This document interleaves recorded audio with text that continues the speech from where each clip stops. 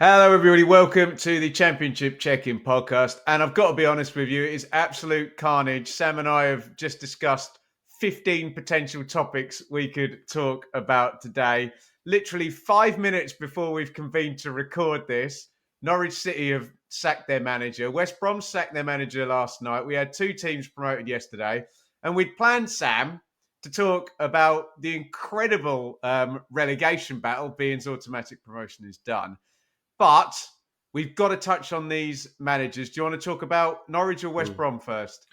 Probably Norwich because it's the freshest. Wielding So, of the yeah, axe. wielding of the axe. Pretty brutal. I've got to admit, though, Sam, I Mm, did I did Burnley Norwich the other day, and I watched Sargent come on and Science and Nunes, and I kind of looked at the league table and I thought, you could put other managers with those players and they'd be doing better than Torup is doing with mm, Norwich. But then the thing I thought, Sam, is, oh, he'll get until October. He'll get the transfer window. He'll get the start of next season. They'll probably sell Sargent and Science. They brought in quite a few youngsters, haven't they? But no. And I guess there's a no deaf info here. There's a Russell Martin, ex-Norwich captain, elephant in the room, unemployed as well. mm. So what's your take first on the job Torok did and how tough this sacking is? Feels harsh, doesn't it? I think today, as we sit here, obviously I'm kind of thinking back to the start of the season where they were one of the best teams I thought to watch in the division. I could absolutely see what he was doing on the training ground, and I could see it coming out on the match days. I thought they were really easy on the eye, and obviously at the outset of the season, first few months, they had the best player in the division by a distance in Science. So I think, yeah, I think injuries played a part, suspensions played a part. Absolutely, there were times this season where they were really hindered by injury. So I don't think we'd probably be having this chat had he had better luck in that regard. And I just think when you think of Farker and the way that he eventually rose at Carrow Road to great Right, yeah. success after a season where I remember criticism inside the stadium. I remember criticism Well, from if he the hadn't had Madison, he'd have been in trouble, wouldn't he? yeah, I remember criticism from the neutral observer about Norwich under Farker, and he turned out to be a brilliant manager for them. So I am surprised, but some of the lows have been huge. Even recently, losing at Argyle, shipping 5 to Portsmouth. And if the comments and the response to yesterday is anything to go by, that was a woeful performance at Millwall. So it's petered out. You would have expected them to be higher in the division and ultimately to be more competitive. That's probably why he's lost his job. But I still think there's a good coach, manager probably in there. So a little bit surprised he wasn't given the opportunity to build a little bit more in the summer. Get your comments in on Norwich City. I still maintain that's a good job in the Championship. If you can't get a parachute team, which Mm. is what everybody wants, do a lot worse than managing Norwich, can't you, You'd Sam? think Russell Martin, I mean, it's whether, Ben Napper it is, isn't it, who came from Arsenal, is going to be aligned with how Russell Martin wants to play. I don't know if he would, deviate away from that somewhat. Obviously saw him, I think it was on I Monday night. like it. I like it, Sam. It works for me. Yeah, I think I saw him on Monday night football. And I'm sure in this intermittent period between taking jobs, he'll go away and learn and pick the brains of others, which they always do, and probably visit some top clubs. So it'd be interesting to see what a refreshed kind of Russell Martin looks like. Matt Gilks as well, former Norwich player. That's been his right hand man Good point. as well. I think that was was it the League One promotion season? Possibly Gilksy was there. I had a year with him at Exeter. Those two kind of go hand in hand. Gary O'Neill's the other name I've seen mentioned, Okay. who is a former Norwich player. Certainly had a spell there, I think didn't he he? got promoted with them possibly in Alex Neil's promotion. The Norwich fans are correct us in the comments. Yeah, and another, obviously, relatively young manager who's had a couple of dibs at it, and obviously seems really, really intelligent in terms of his tactical nous and what have you. So yeah, two good options there, jumping straight off the page. So West Brom, I mean, I bloody love Tony Mowbray because I'm a I'm an Ipswich fan, but this has been dreadful, hasn't it? I think it's like 17, 18 games or something. And I guess West Brom are now looking at it 6 points off the playoffs with 2 to play. They're Mm. very, very unlikely to get in there. I suppose it's immaterial that he's hugely likable and that he's suffered with illness with the Birmingham thing. You've got to win football matches. And I Yeah. guess it's a vaguely similar position, Norwich and West Brom. I know West Brom have Mm. had a bit more success. And I know they're both in the playoffs last Mm. season, weren't they? And a club that's been in the Premier League a lot with some good players. But it's been a bit of a disaster, this, sadly. Yeah, it has been, and I think the least we would have expected would have been some entertainment and some high scoring games. Scored 7 goals in the last 10, which I think tells the story quite nicely, despite it just being two numbers. 5 wins in 17, and I just think, like Norwich, um, an abundance of talent in the squad, a lot of good forward players, but I bet there's a contrast between the Norwich front players, creative players numbers, and the West Brom players numbers.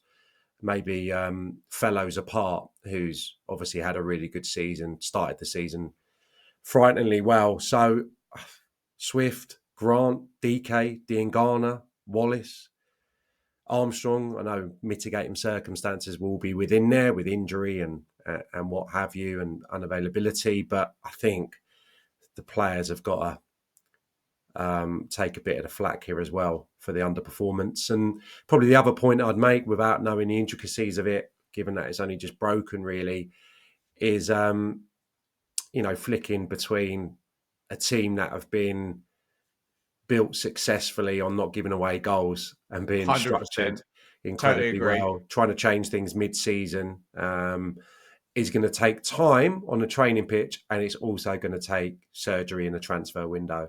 And I know that that's been obviously problematic for the club for one reason or another. So probably not the right appointment, but we wish obviously Tony Mowbray well. Obviously he was very, very seriously ill, and you wanted it to work at West Brom because he's a huge hero there because of what he did previously. So probably better to go now.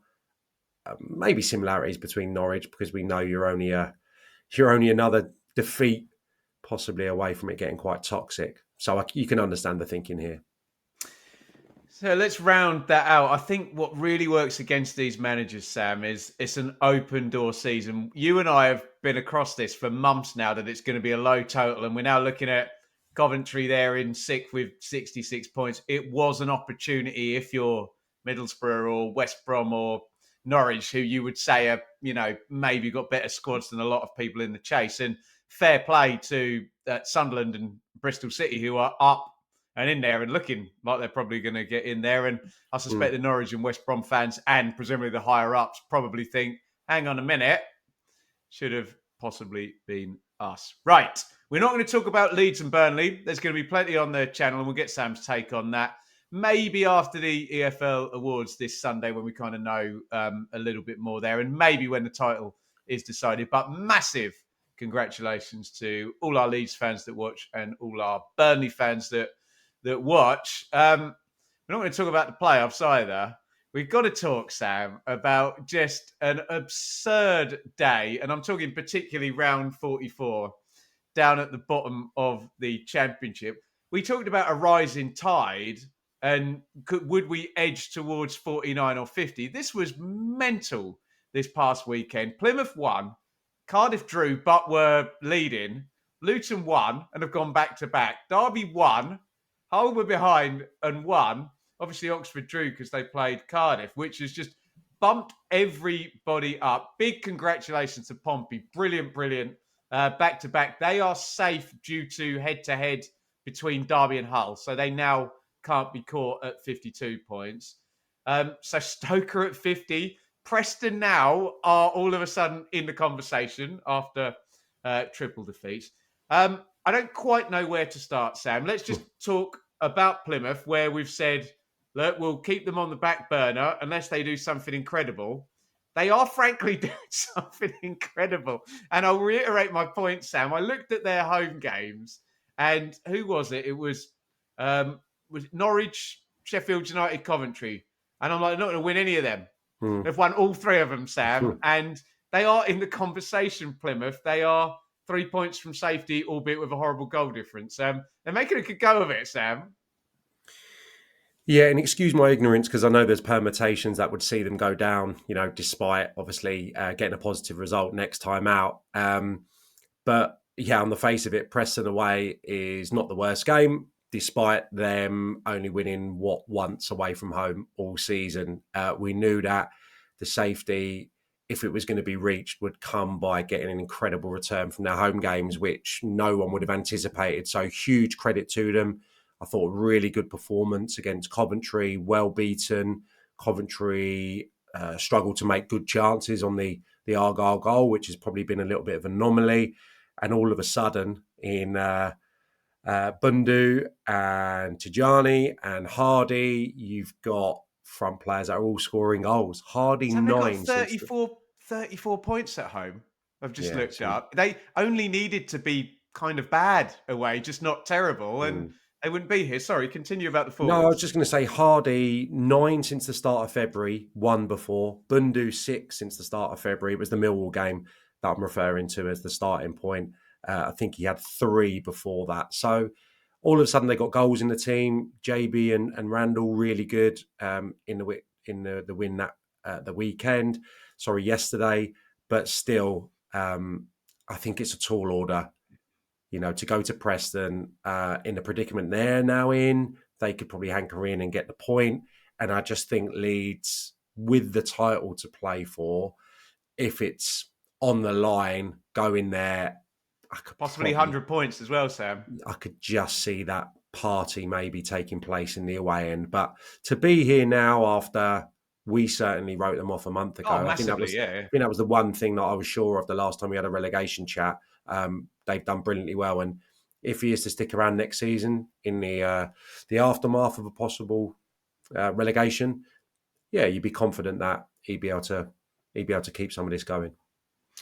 Right, let's try and deal with Cardiff and Oxford together because you kind of underlined that as the sort of key head-to-head in 44, knowing that Derby played Luton in 43. Ends 1-1. We haven't spoken about this complete Hail Mary of taking out Omar Ritza and just throwing in the basically the biggest name player you've got with no managerial experience. As you can hear by my description, I don't necessarily think it's the most sensible thing in the world, but yeah, Mr. Who is it? It's Mr. Tan, isn't it? Cardiff is known for some eccentric decisions. They really needed to win this to take them to 45. So you're right in terms of predicaments. That 3-point gap leaves you, to use a Parkinism, needing multiple snookers here, and definitely they need to win. They do play West Brom, which is helpful, but brilliant goal by, was it Brannigan, Paul Gascoigne type free kick, that one, wasn't it? Talking about Cardiff and Oxford. Oxford go to 49. They're not safe though, Sam. No, they're not. It was a big goal from Brannigan. Amazing goal. Steven Gerrard-esque, wasn't it? Very reminiscent of one or two of his strikes. Salat getting kind of his customary goal. He's done well since he's come in. I thought he was going to be a potential difference maker, to someone to keep them in the division. He's kept the side of his bargain. And for the amount of shots, in contrast to Oxford, who I think had 2 across the piece, maybe 3, they probably should have got the job done in this one. And as it is, one victory probably won't be enough. They're probably going to have to go and win both games. On the face of it, they're playing the 2 games that are changing managers or have sacked managers. So could go either way.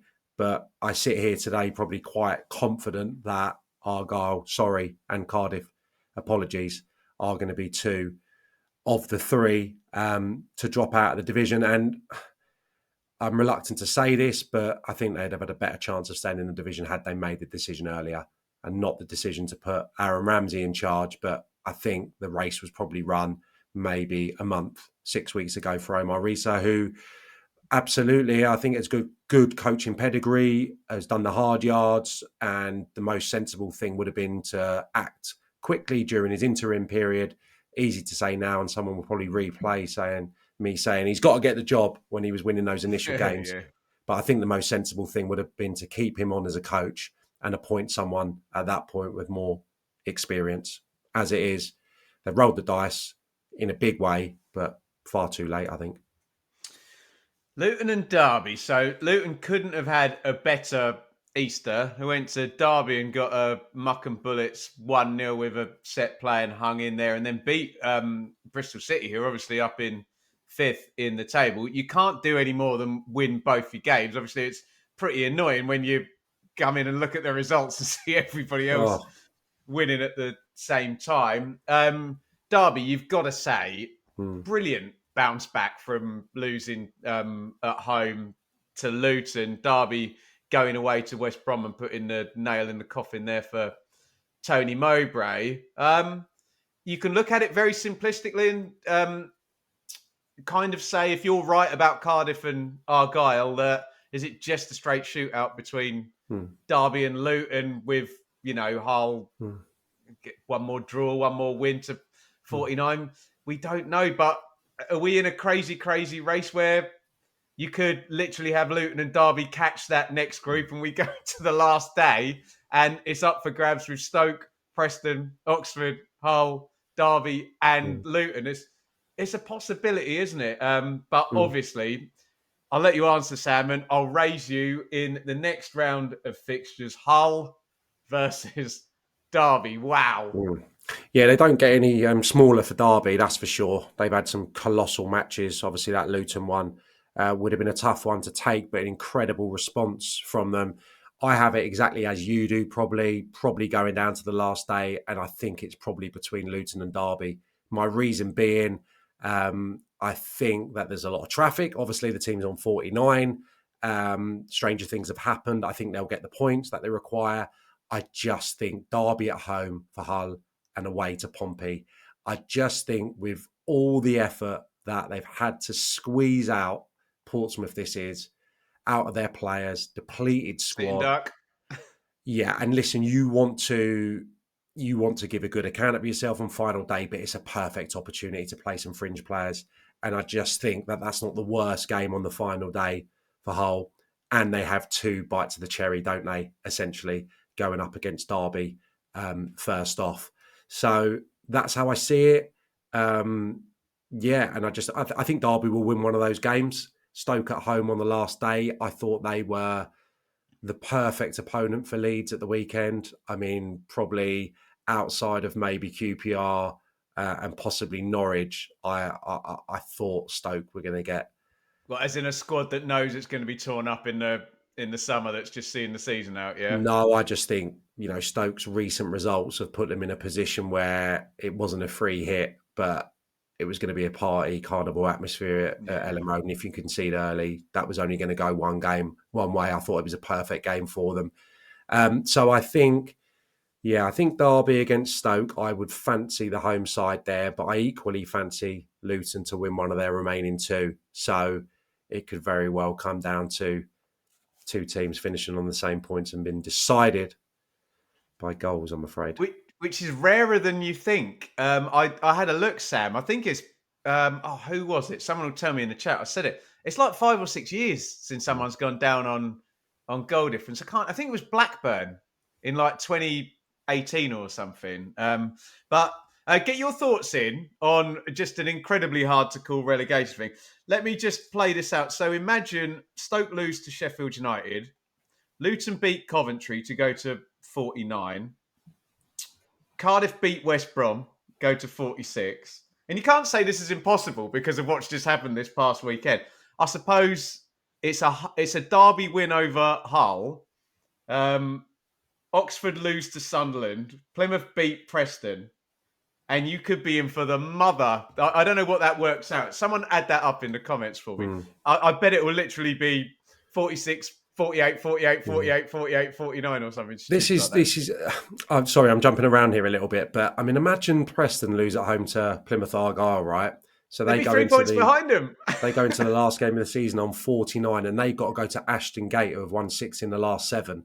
It just feels like it's a little bit uncharted territory for Bristol City. I expect them to get into the playoffs, and I would hedge my bets on them beating Preston North End final day at Ashton Gate, but still, that would be an incredible set of results to set up a final day where Preston would still be in it.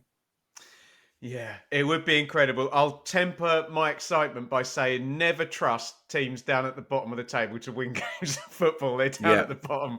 They're down at the bottom for a Yeah, and reason. it's a difficult position to be in for Stoke, Preston, Oxford, because you kind of think you've done enough. Draw, yeah. Akin to Portsmouth the last few weeks, you think, surely we're not going to get sucked in, but it's difficult. I remember being St Mirren my final year up in Scotland and couldn't win for love nor money. We'd won the cup and kind of we were on the beach in a way. You know, part of our brains were done for the season because we'd accumulated enough points, but it took to the last knockings of the season to be assured of safety, which is it's a difficult place to be in when you've got the points, but you haven't got any rhythm. Interesting. Very, very interesting. Please fill the comments and let's be very fair to anyone in the comments. Whatever you put down as your outcome, I don't think anyone can kind of deny the possibility of it happening, especially after a round where 4 of the bottom 5 gets the victory. We will talk about the playoffs in due course. I hope you are understanding, fans of playoff teams and fans of Leeds and Burnley. There is going to be other stuff going out, but we really wanted to focus on the managers and the relegation scrap. So that is what we have done today. We still have a couple more shows. And remember, post-season will be all about the playoffs as well. Sam, let's get into the quiz to round out this latest episode of the Championship Check-In podcast. Would you like to ask first or to be asked first? Can you ask me first? I can. This is from our mate Fev. Fev's Football Analytics. He has been as consistent as his team at home, Bristol City, this season. He's been brilliant. The questions are just there and waiting for us. So do go and give him if you listen to the podcast and you like this segment, just go and give Fev a follow and say thank you for all the amazing work he does for us throughout the season. We can't even decide on the format until 2 minutes before sometimes. So we appreciate all the questions. This is called Hot Cross Buns, Sam. Can you name 3 of the 6 teams with the least crosses attempted this season? So we're either looking at style of play or just teams that aren't really good, haven't got to the position to put the crosses in. I think I've got one, which on. I'm hoping might be enough to get me a share of the spoils at least. I think Sheffield United are one. Is an amazing shout. They don't cross the ball. No, they have put in the 3rd fewest crosses in the entire division. So you're 1 for 1. Who spoke about that the other day? Whoever won recently, Alex Neil spoke about that after they beat Sheffield United. That was part of his game plan, letting them have the ball in the wide positions. I don't think Middlesbrough are very crossy. I'm going to go Middlesbrough. Middlesbrough are not on there, Sam. So that's 2. How many guesses? We normally do 4 guesses, don't we? For 4 guesses. So Middlesbrough are crossy. Right, okay. Well, I don't know how crossy they are, but they're not on my list here. They're definitely not. Watford. No, they're not there, Sam. You've got one more guess.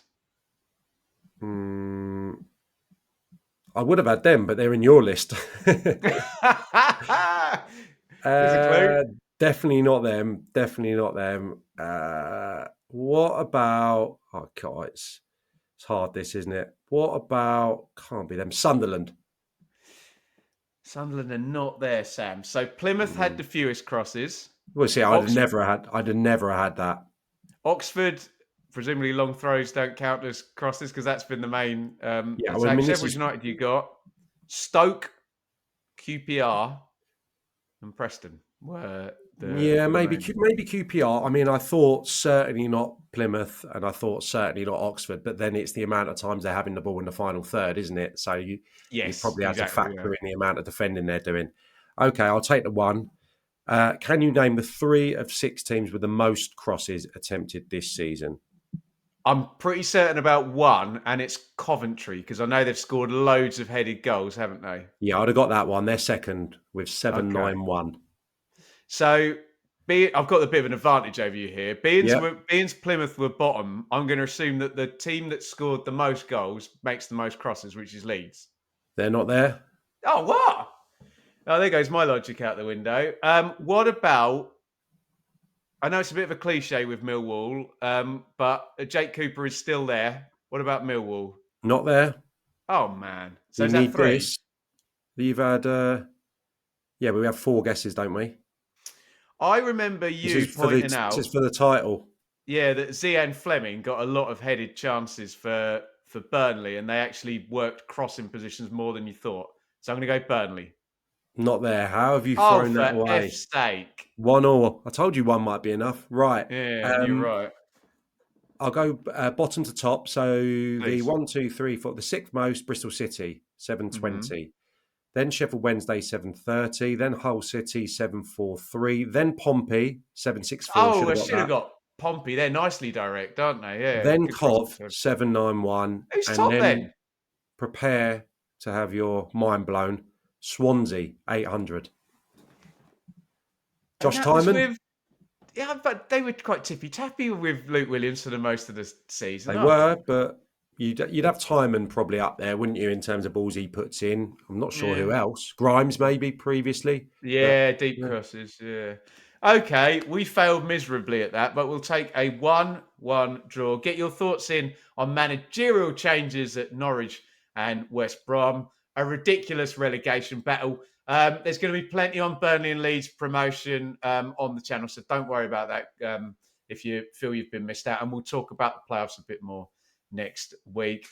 We're off to do the predictions. That will be out before this has come out, possibly, will it? I don't know. No, maybe it won't. So look, the predictions will probably come out after this. So check that out. I don't know where we are with Losing Me weekend. Either way, support the channel, hit subscribe, get commenting, and we will see in whatever order you watch all of this stuff. What a terrible way to end a podcast that was, Sam.